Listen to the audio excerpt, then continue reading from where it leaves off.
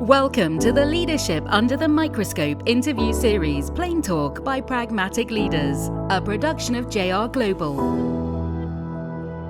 Today, we continue our series of interviews with innovative leaders from around the world. Here is your host, JR Klein. Gulam Juma is the Director of External Affairs Africa at the Aga Khan Academy.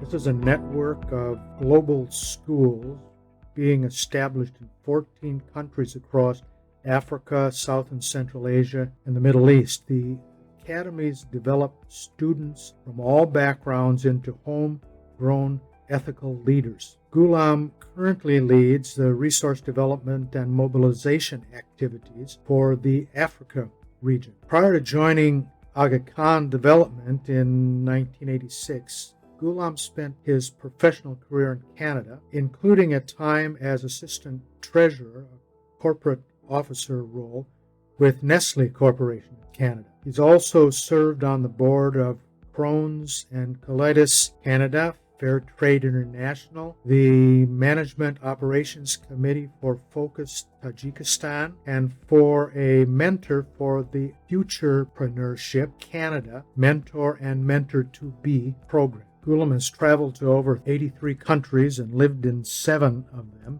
spanning 3 continents. He offers a rich global perspective of different cultures. Guest today, Gulam Juma.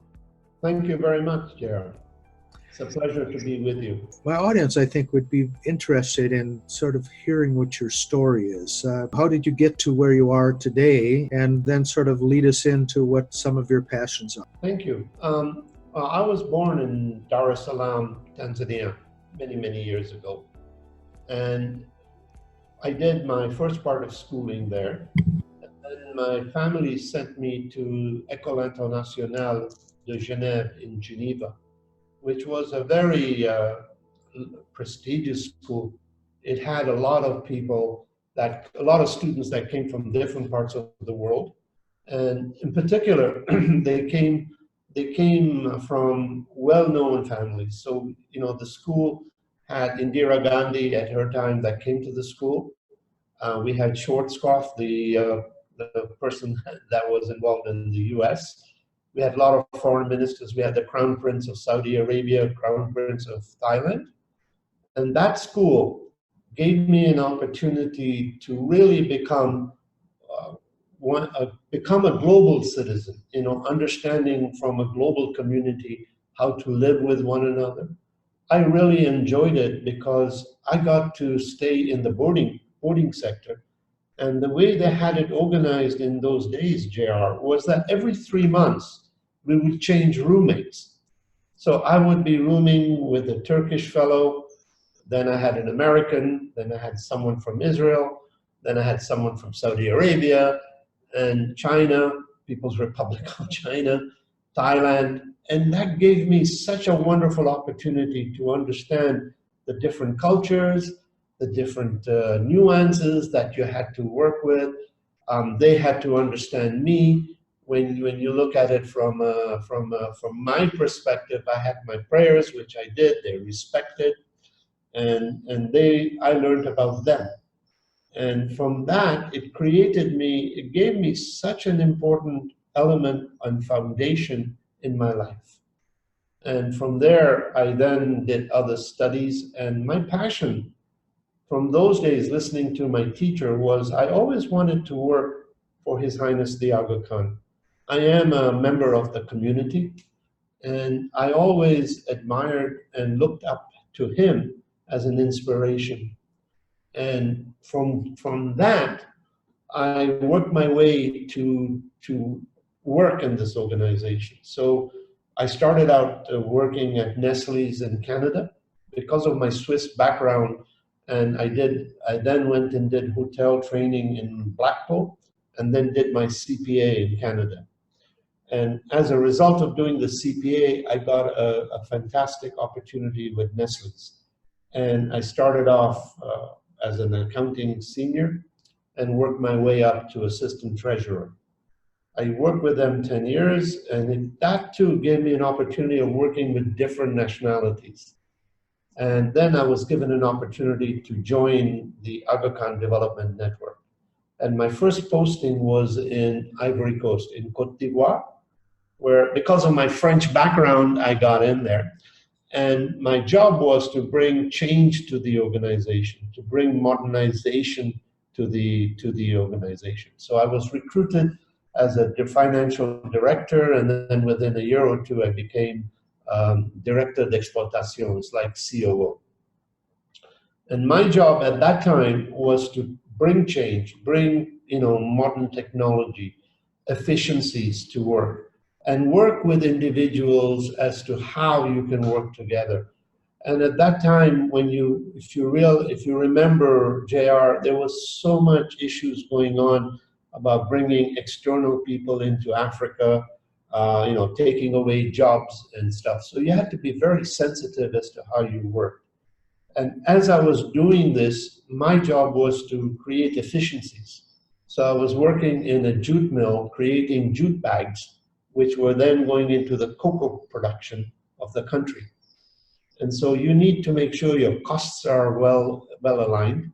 We were the only jute manufacturer in West Africa. Everything used to come from Bangladesh. And the president of the country wanted to create employment and also to enhance opportunities so that we don't have to use foreign exchange to bring in stuff. So in one of the functions that I did, I had to streamline. We had, in the beginning, when I started, they had 800-900 people working. And based on efficiencies and what we were able to bring in, we reduced that workforce by 400.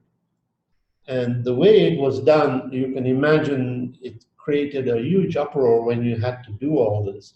But one of the things that I was able to work with the team in working with the unions was to look at each individual that we were going to lay off or make redundant, was to say to them, those that came in the early years, the productivity was low and your health costs were high. So if you were to get to streamline, it would bring the cost tremendously down. So one of the things I was able to negotiate with the union was to say to the union that, hi, how many children do you have in each family? We will be happy to recruit one child of yours and put them in another similar industry, like polypropylene or whatever, because we're always building. And we'll give them an employment so that you're not left without any money coming in. Number two, we will provide you with medical coverage till the day you die.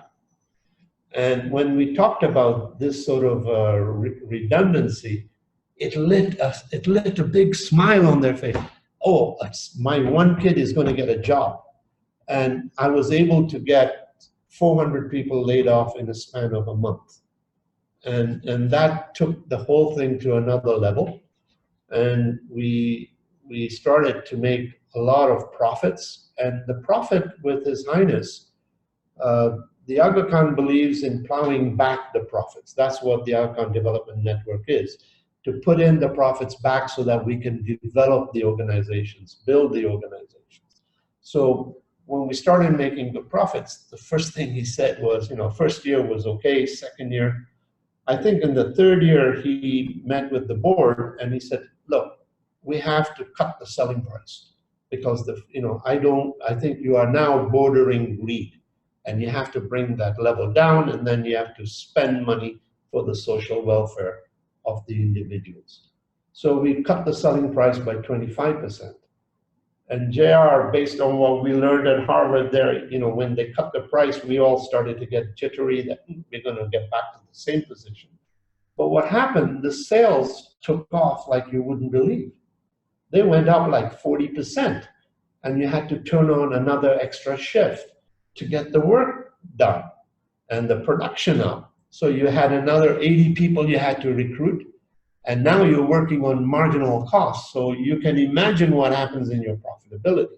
It stays constant, even though you cut your selling price down. And that company became quite profitable.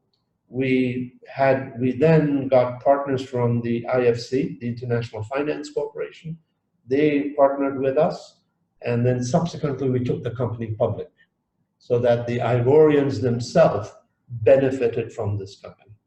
And that was the start of what you see the empire. I call it an empire because it's a huge organization, which over 200 million in revenue at the present time in Cote d'Ivoire and West Africa. And that really created this. And for me, that was a learning curve, right? You saw what social good could do. And after that, I was recruited to work at the humanitarian sector with the Aga Khan Development Network. That's when I met you. And my job at that time was to create and develop stability and sustainability and focus humanitarian assistance, which was a disaster response. We looked after refugees from Afghanistan, Tajikistan, and also response to earthquakes and other natural disasters. So that's how I got into this field. And post that, I did 14 years of that. And then I was recruited to come to the Aga Khan Academy. And when I look at it, it's a natural round progression. You're going from, livelihoods in terms of industry, and then you get into disasters. How do you cope and resiliency? And then now I'm getting into the other factor of when you want to improve the quality of life, education is the most important. And so I'm back and getting into this. Now I'm seeing the first stage of it where you train youngsters to become ethically talented leaders and for them to do good.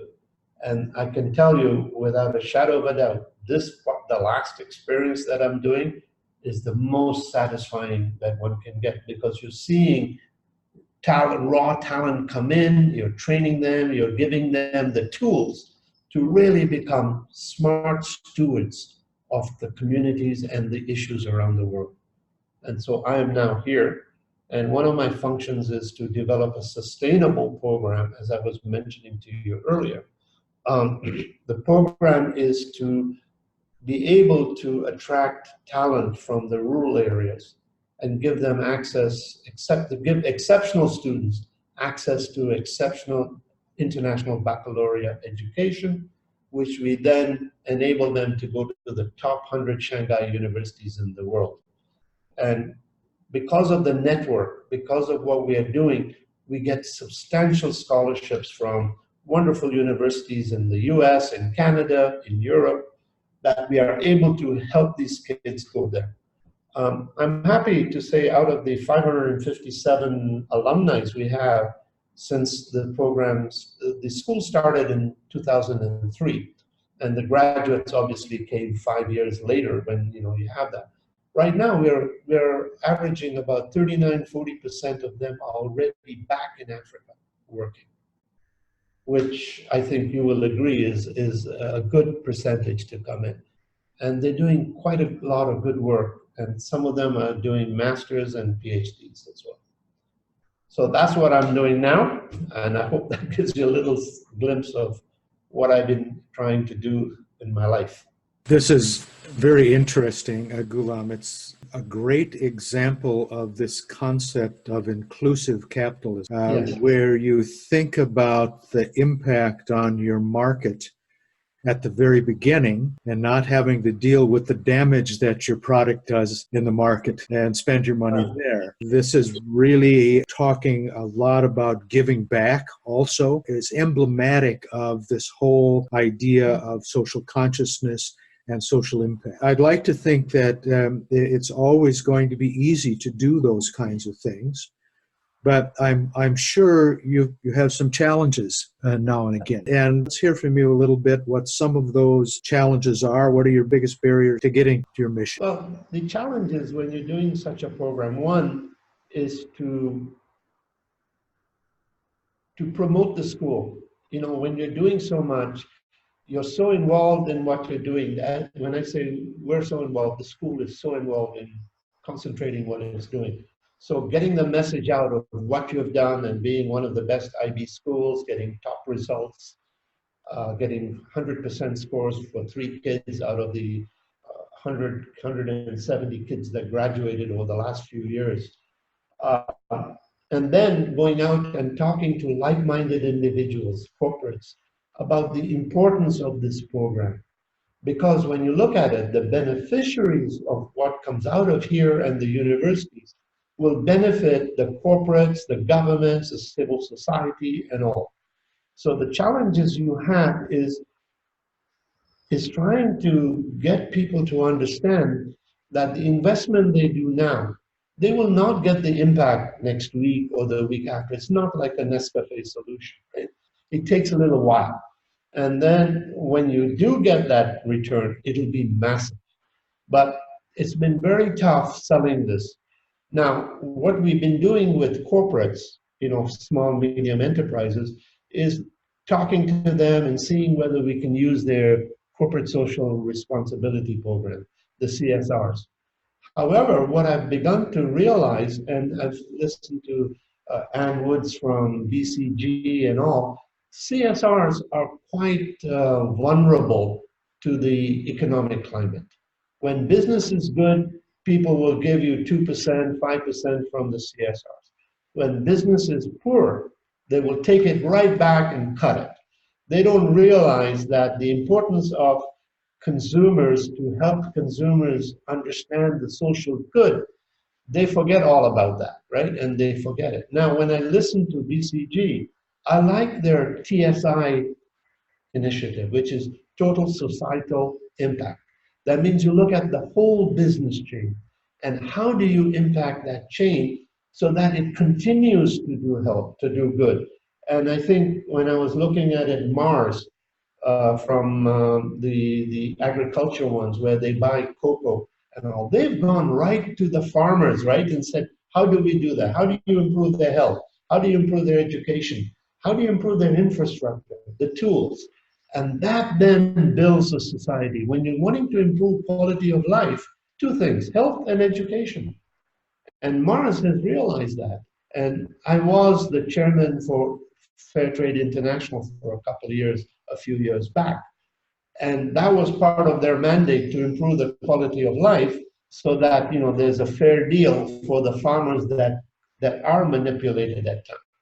And when you see what Mars has done, and you start to talk about it, and you start to look at it, JR, that's what we need to do. We need to impress on organizations, on corporates, that look, you got to look at it from the supply chain, from the procurement, from the manufacturing, and have education as a component of that.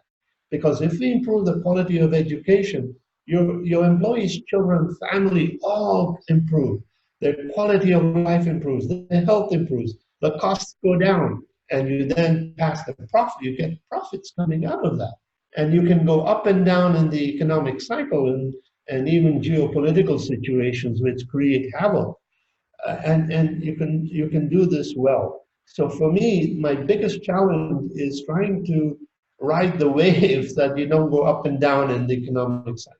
And the other thing is to make people understand that what we're trying to do in getting common good, creating this society, is something that we all desperately need when you look at it. And part of the other things that the Aga Khan Academy does, which I've not talked about, is in addition to looking at talent and training these talent, giving them exceptional education, we have a professional development wing.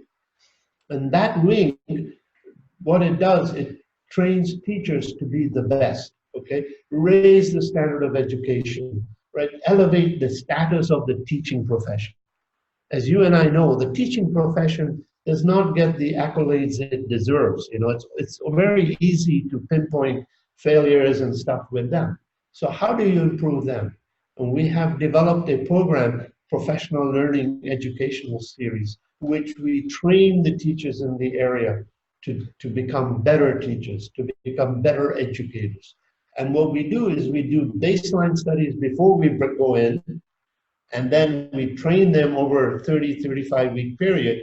And then you go back, you mentor them, and you can see the standard of education improving by the results that the kids are getting, right?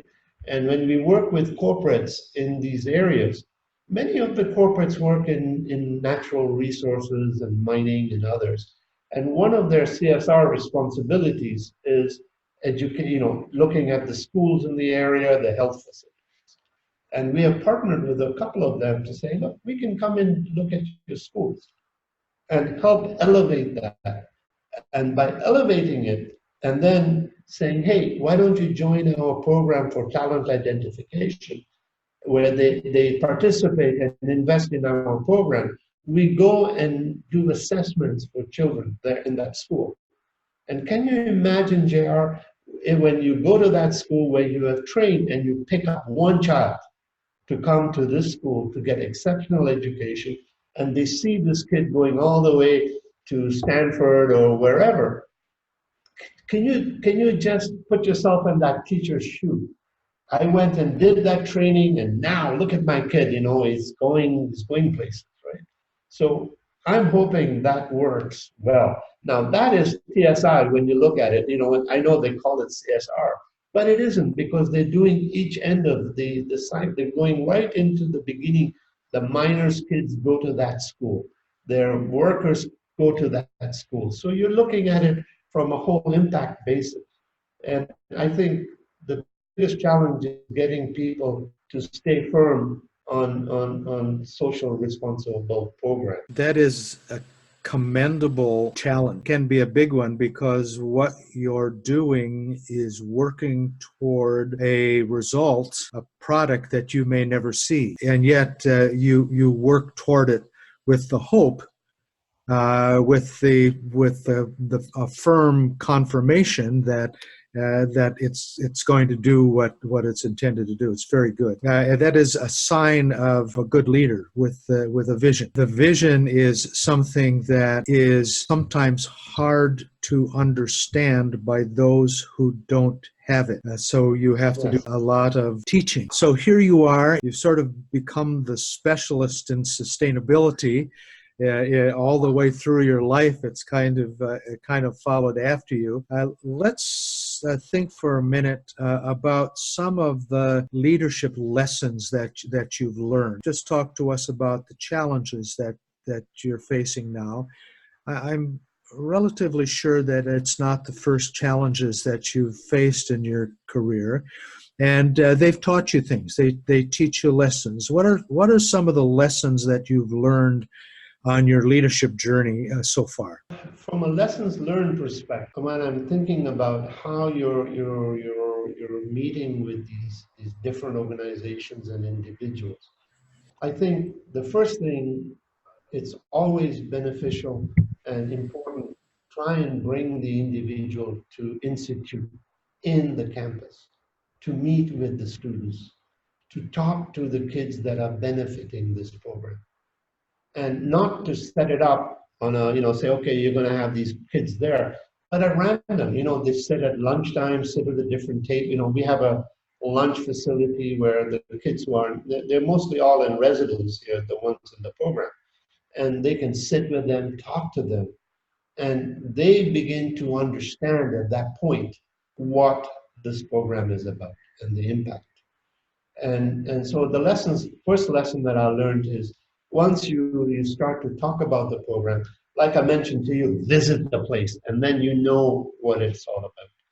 The second thing is to also enable, when you're talking any different things and different programs, is to provide them with examples or people that have graduated a few years ago. Where are they today?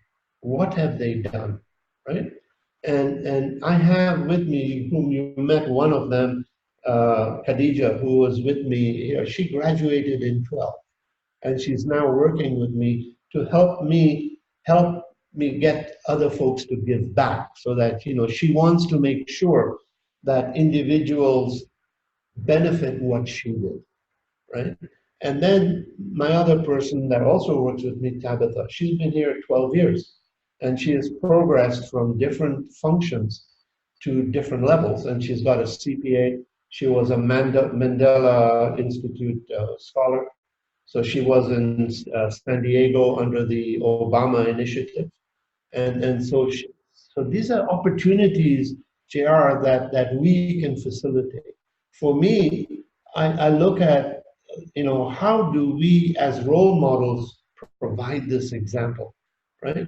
And I've learned that it takes time. You have to be patient, and you have to be able to make people understand, that the differences that this program brings. And I agree with you, it's so difficult because they have not had the opportunity to do what these kids are doing, right? And that's tough. And for me, that's one other thing. The other area is, um, what I've also learned to understand the geopolitical situation. When you're going in, and you may smile when I say this, when you get into election period, right? It becomes quite unstable because there's lots of things going on and people are concerned about their future, and it creates real pandemonium, and you can see businesses dry up, especially if the results don't come out the way they're supposed to come out. It's just havoc, all right? And that's a tough one to manage in a developing environment, if I may say. Those are valuable lessons. I especially like your focus on if you can see it, it's easier to believe. And that is not just seeing the campus of an academy, but seeing the difference on people's lives. And you can only do that by being an example. Someone is always watching. In that vein, I'm interested to hear your thinking on what your approach to leading is. Talk to me a little bit about your style, your approach to leadership. My approach is pretty straightforward. I don't expect anyone to do anything that I cannot do, right? So I will roll up my sleeve, understand what to do, and then work with them and help them. I am a nurturer. I like to build capacity. I like to help people enhance their careers. So I am very inclusive in what I do. And sometimes it may be to my detriment, because to be inclusive means you have to be transparent, and you have to share your problems, and you have to share your successes, right? And when success is there, for me, it's the team that has excelled. It's not an individual that excelled. And the other thing, if I may say so, I also believe that there's something higher than what we are here that gives you this success.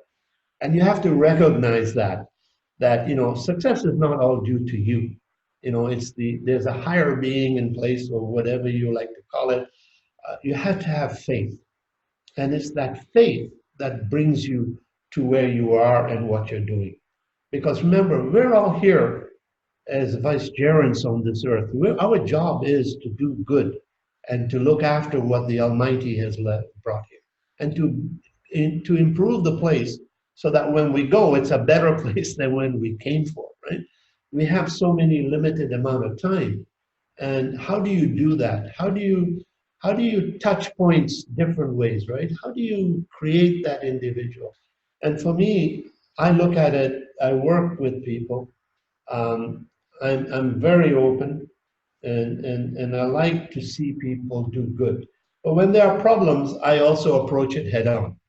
And I think it bothers me when someone is not truthful, right? Ethical and honest about things, right? And it gets to you when that happens, because you know when you're working with an individual, you're open about it, you're putting all your energy to help them come up. And so I've worked that way all my life. And when I look today and I see, some of my proteges that are, whom I mentored, are CEOs of the Aga Khan Agency of Habitat in Central Asia. Some others are working in different organizations. I find that quite stimulating and satisfying, And there are others in other different organizations that have really developed. These are people that have stuck with you for 5, 6 years, and now they've got their wings and they're flying. And for me, that is important. I like to give them freedom to do what they can do, but then I like to keep it managed. So that's my style. It's very open, transparent, honest, um, and I call a spade a spade. I mean, if something is not done right, you highlight that.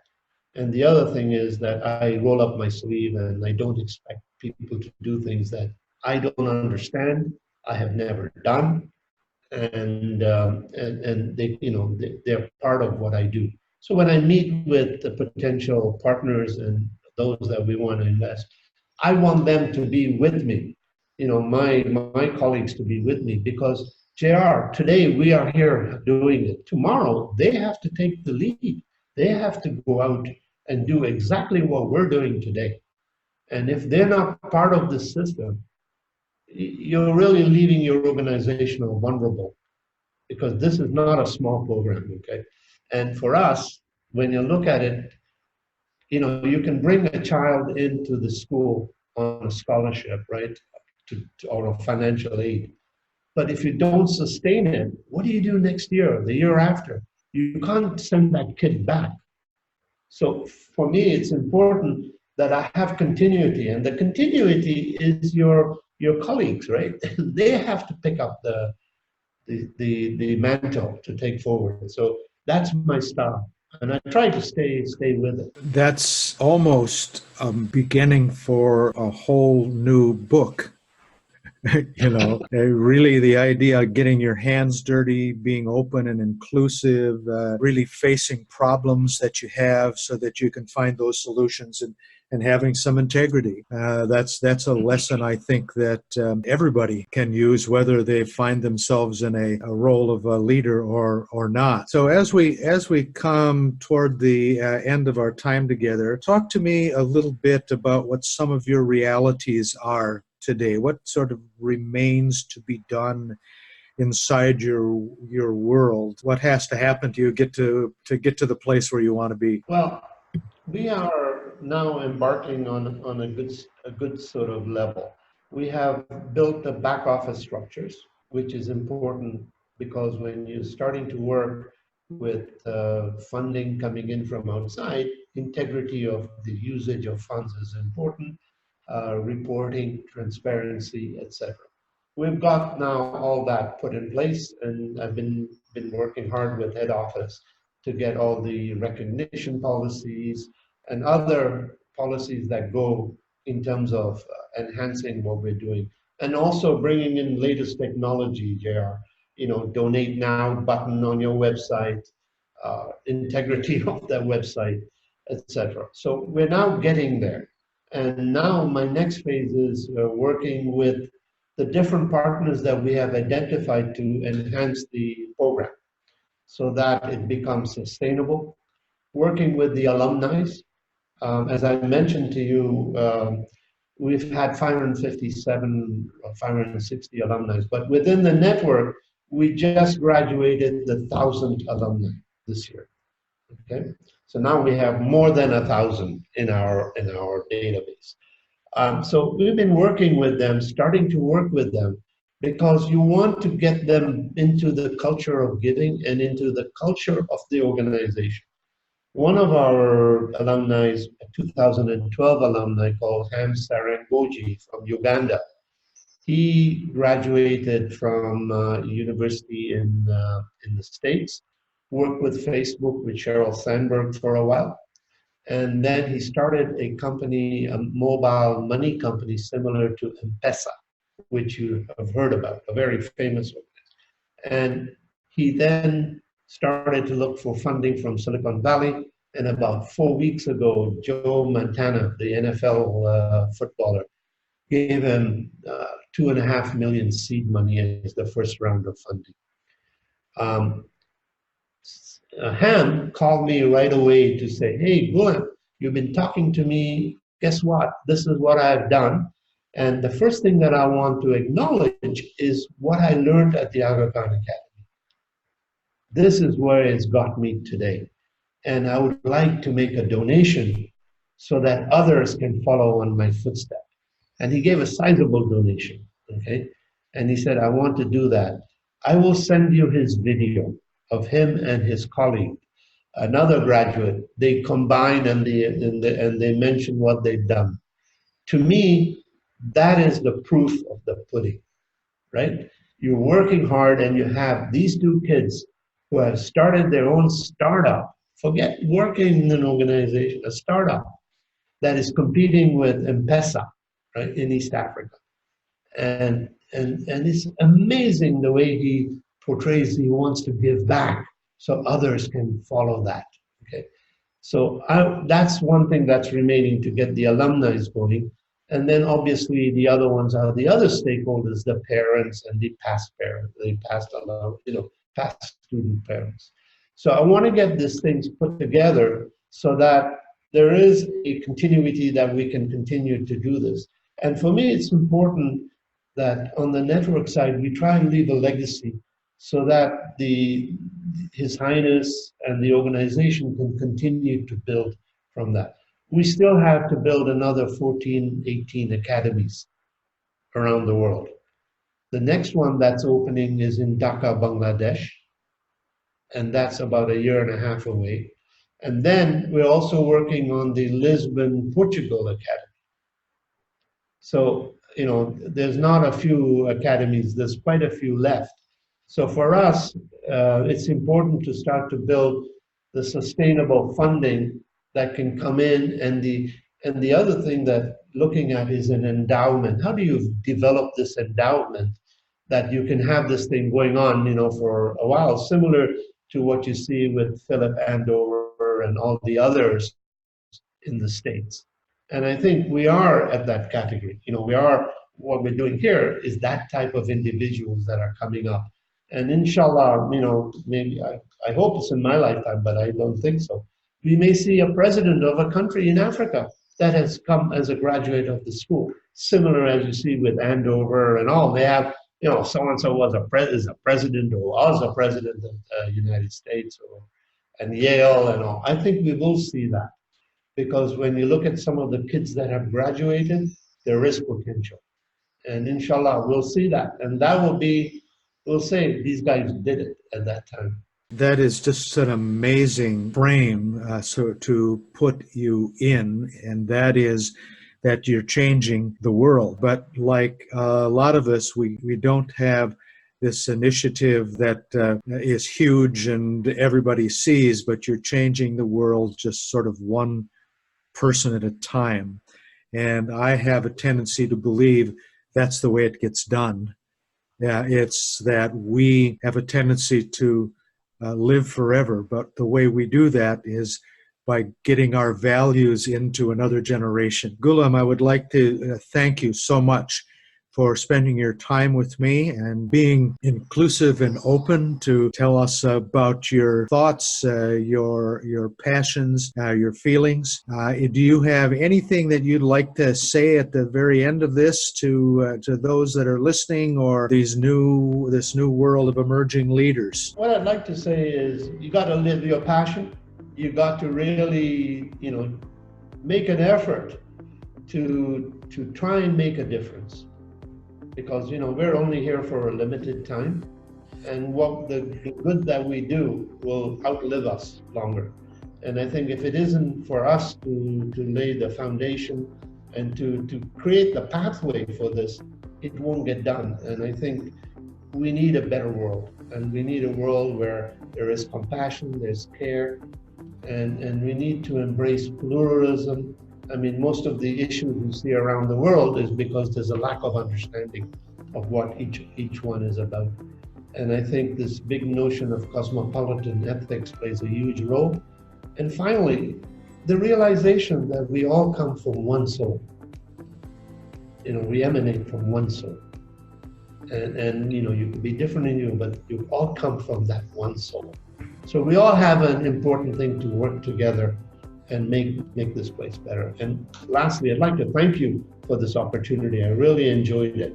As we have enjoyed having you here. We wish you the best of luck, and I look forward to talking to you again sometime about all of the presidents and national leaders that have come out of Aga Khan Academy. I look forward to that, JR. Okay, thank you. Thank you. Okay, God bless. Thanks for listening to Plain Talk by Pragmatic Leaders. J.R. Klein is an Oxford-published author, speaker, and global business consultant.